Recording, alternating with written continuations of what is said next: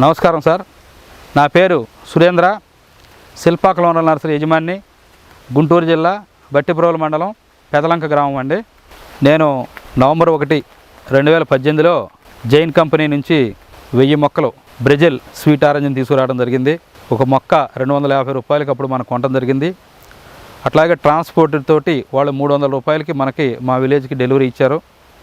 So ఇందులో 1, 3, 5 అనే రకాలని మనకు వాళ్ళు ఇవ్వటం జరిగింది. ఇందులో 1, 3, 5 రకానికి 100 చొప్పున మా విలేజ్లో వేయటం జరిగింది. ఎందుకంటే మా ఏరియాలో ఇంతవరకు బత్తాయి తోటలు అనేవి లేవు.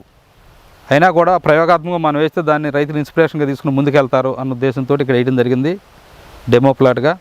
అట్లాగే 700 మొక్కల్ని కడప జిల్లా పూర్వమామిళ్ళ దగ్గర సావిశెట్టిపల్లి అనే విలేజ్లో వేయడం జరిగిందండి. అక్కడ 200, 200, 300, 700 మొక్కలు అక్కడ ప్లాంటేషన్ చేయడం జరిగింది. సో అయితే ఇప్పుడు ఇది మనకు 3వ సంవత్సరం అండి. కాయలు ఇప్పుడు బాగా కాసింది. అయితే ఏంటంటే దీనికి సరైన రక్షణ లేకపోవటం, కొద్ది మొత్తంలో ఉండటం చేత ఎక్కువ కాయల్ని కూలీలు, ఇరుగు పొరుగు కూలీలు, పిల్లలు వీళ్ళంతా తినేయడం జరిగింది. అయినప్పటికి కూడా కొన్ని కాయలు ఇప్పటికీ డెమోకి ఉన్నాయి మనకి. సో ఇప్పుడు మళ్ళీ కొత్త క్రాపు, ఇప్పుడు కొత్త ఫ్లవరు, కొత్త ఫ్లవరింగ్, కొత్త ఇగురు వచ్చింది. మొత్తం బెట్టకొదిలాము. నేను రాబోయే ఈ 4 నెలల్లో మన సెట్టింగ్ అనేది చెట్టుకి 50 కేజీల వరకు ఎక్స్పెక్ట్ చేస్తున్నానండి. మనం ఎకరానికి జైన్ కంపెనీ చెప్పినట్టుగానే 4 మీటర్ల బై 3 మీటర్లతోటి మనం 333 మొక్కలు వేయడం జరిగింది. కానీ తోట అప్పుడే కలుసుకుంటుంది కనుక నా అనుభవంలో నేను ఇప్పుడు మీకు చెప్పేది ఏంటంటే 18 అడుగులు బై 9 అడుగులు అంటే సుమారుగా 5.5 మీటర్లు ఇట్లా వచ్చేసరికి మనకి 3 మీటర్లు కొంచెం తక్కువ పెట్టుకుంటే 18 అడుగులు బై 9 అడుగులు పెట్టుకుంటే మన తోట ఎప్పటికి కూడా 268 మొక్కలు పడతాయి. తోట ఎప్పటికి కూడా రైతుకు అనుకూలంగా ఉంటుంది. అట్లాగే 9/9లో మనం ఇన్ కేస్ 5-6 సంవత్సరాల తర్వాత బాగా డెన్సిటీ ఎక్కువైంది అనుకుంటే ఒక మొక్క తీసేయచ్చు.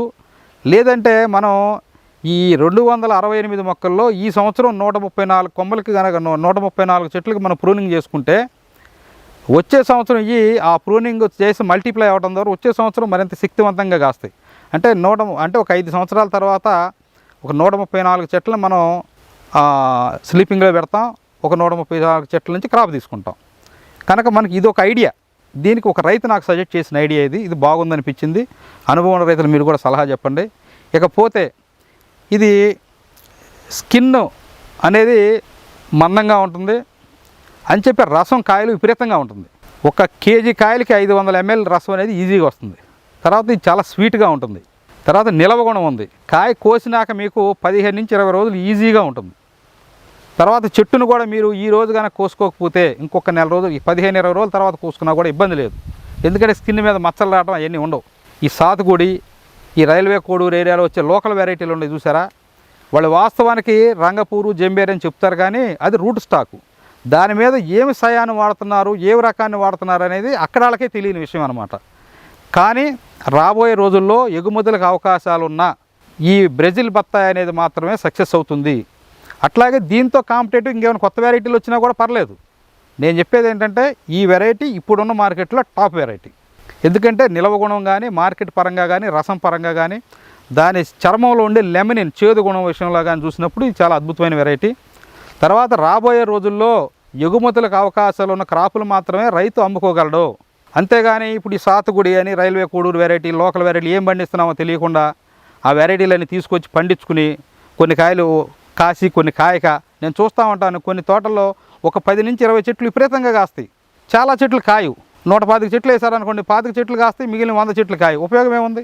ఈ 25 చెట్లు 25 చెట్లు ఏమో 200-300 కిలోలు కాస్తుంటాయి ఒక 7-8 సంవత్సరాల తర్వాత. ఇవేమో పొల్లిరిపోయి చనిపోతూ ఉంటాయి. కారణం ఏంటంటే ఈ రైల్వే కోడూరులో వీళ్ళు చేసేది ఏంటంటే రూట్ స్టాక్ని, విత్తనాలని నేలలో పోసేసి వాటికి అంటుకట్టేసి రైతు అడిగినప్పుడు పీకిస్తారు. అప్పుడు రూట్ మొత్తం తల్లి వేరు దిగిపోతుంది, పిల్ల వేరు దిగిపోతుంది. సో దీనికి ఎటువంటి ఫంగల్ ట్రీట్మెంట్ జరగదు. కనుక ఏమవుతుంది, దానికి ఆ ఫంగల్ ఇన్ఫెక్షన్ వచ్చి దాంట్లో నుంచి విల్ట్ పెరిగి ఆ మొక్కలు పొల్లరిపోయి తర్వాత చనిపోయే అవకాశం ఉంటుంది. అందుకని ఎప్పుడు కూడా మనం మొక్కని విత్తనాన్ని మొదటి నుంచే ట్రేల్లో, కవర్లో పెంచి దాన్ని క్రాప్ చేసి దాన్ని యాజిటీస్గా రైతుకి ఇవ్వడం ద్వారా వాళ్ళు కవర్ పీల్ చేసి ఆ భూమిలో పెట్టుకుంటారు. వేరేనే డిస్టర్బ్ కాదు. అప్పుడు మొక్క ఆరోగ్యంగా ఎదుగుతుంది. సో ఇది దీనికి జరగాల్సిన ప్రక్రియ. ఈ బ్రెజిల్ స్వీట్ ఆరెంజ్ అనేది నేను 100% ఇష్టపడుతున్నానండి. నేను కూడా గత 3 సంవత్సరాల నుంచి దీని పట్ల విపరీతంగా తిరుగుతున్నాను. ఇందులో ఉన్న లోపాలను నేను చెప్తున్నాను, గైడ్ చెప్తున్నాను. సో కనుక రైతులు దీన్ని వేసుకోవడం ద్వారా మార్కెట్లో కాంపిటేట్ చేయగలుగుతారు. ఇప్పుడు మహారాష్ట్ర రైతులు బ్రెజిల్ స్వీట్ ఆరెంజ్ని హైదరాబాద్ గడ్డన్నార మార్కెట్కి తీసుకొస్తున్నారు. రాగానే ఫస్ట్ ఇది వెరైటీ ఇమీడియట్గా సేల్ అయిపోతుంది. ప్రైస్ అనేది కొంచెం ఎక్కువ వస్తుంది, మార్కెట్ మీద ఎక్కువ రావట్లేదు ఇప్పుడు. ఎందుకంటే ఎప్పటి వరకు పల్ప్ ఇండస్ట్రీలు రావో అప్పటి వరకు దీనికి టేబుల్ ఫ్రూట్గానే మనం వాడాల్సి ఉంటుంది. కానీ ఒక పల్ప్ ఇండస్ట్రీ పెట్టాలంటే ఆ ఇండస్ట్రీకి అనుకుని ముడిసరికి కూడా మనం ఇవ్వాలి కదా. అదే ఈ బ్రెజిల్ స్వీట్ ఆరెంజ్. ఎందుకంటే అదే ఉద్దేశంతో జైన్ కంపెనీ తీసుకొచ్చింది. మనకు పల్ప్ ఇండస్ట్రీస్ పెరగాలి అంటే ఆ పల్ప్ తీయడానికి అనువైన రకం ఏదంటే ఇదే.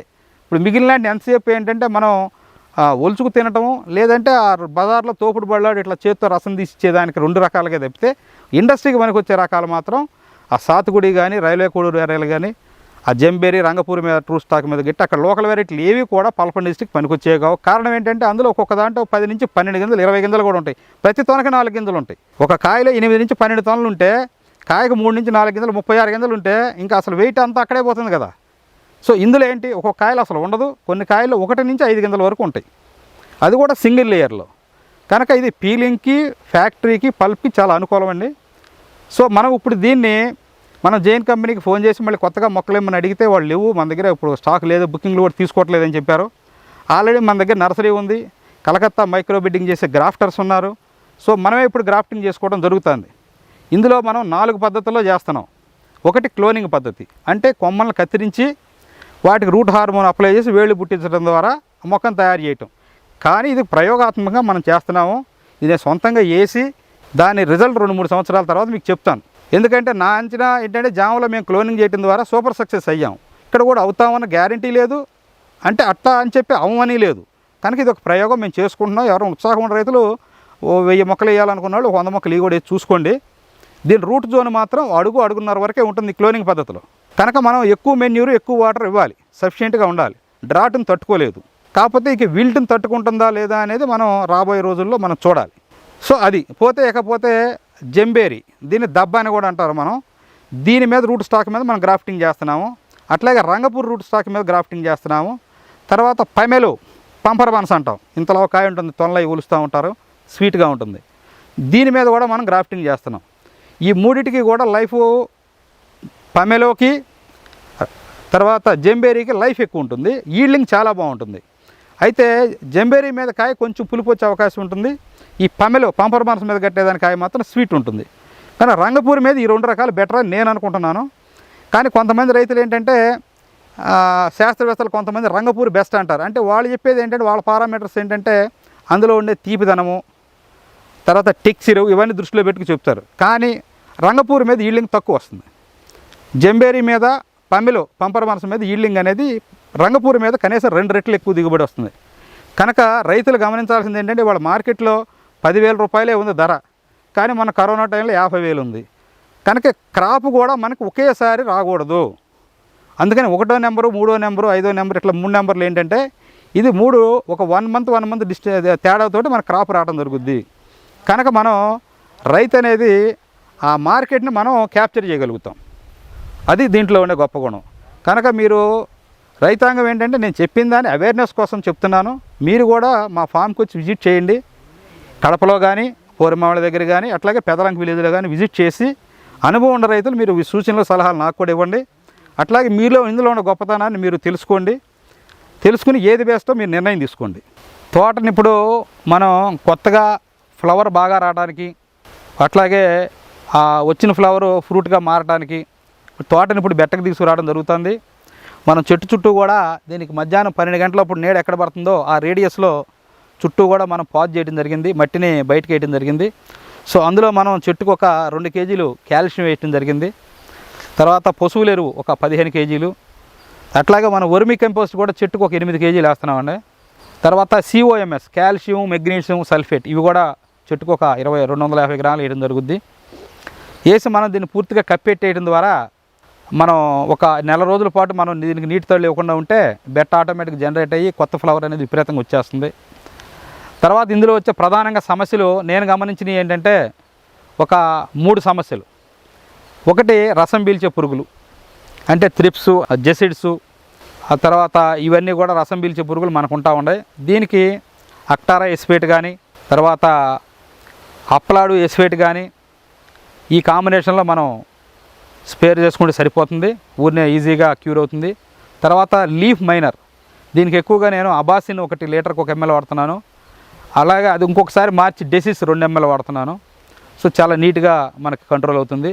తర్వాత లీఫ్ ఫోల్డర్, ఆకులు మడుచుకుపోతూ ఉంటాయి, లోన అందులో మన లార్వాలు ఉంటాయి, తర్వాత ప్యూపా దశలో ఉండే పురుగులు కూడా ఉంటాయి అందులో, దానికి కూడా డిసీజ్ బాగానే పనిచేస్తుంది.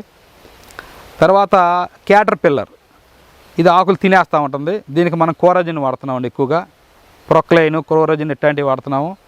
ఈ కోరాజిన్ వాడటం ద్వారా మనకి ఒక 1 month వరకు కూడా ఎటువంటి పురుగు రాకుండా ఉంటుంది చేలోకి కూడా. ఇది చాలా సింపుల్, కాకపోతే ఇవన్నీ కూడా మనం ఇన్ టైంలో చేసుకోవాలి. అట్లాగే మొక్కలకి ఇందులో మైక్రో న్యూట్రియంట్స్ రోల్ అని చాలా ముఖ్యమండి. మనం ఎకరానికి ఒక 20 kg సాయిల్ అప్లికేషన్ కింద ఆగ్రోమిన్ వేసుకోవాలి, ఫార్ములా 7ని. అట్లాగే మనం ప్రతిసారి కూడా ఫార్ములా 4ని స్ప్రే చేసుకోవడం ద్వారా, ఆకుల ద్వారా కూడా మనం న్యూట్రియంట్స్ ఇవ్వడం ద్వారా చెట్టు యొక్క టెక్చర్ని, కాయల యొక్క అందాన్ని మనం బాగా అట్టిపెట్టుకోగలుగుతాం.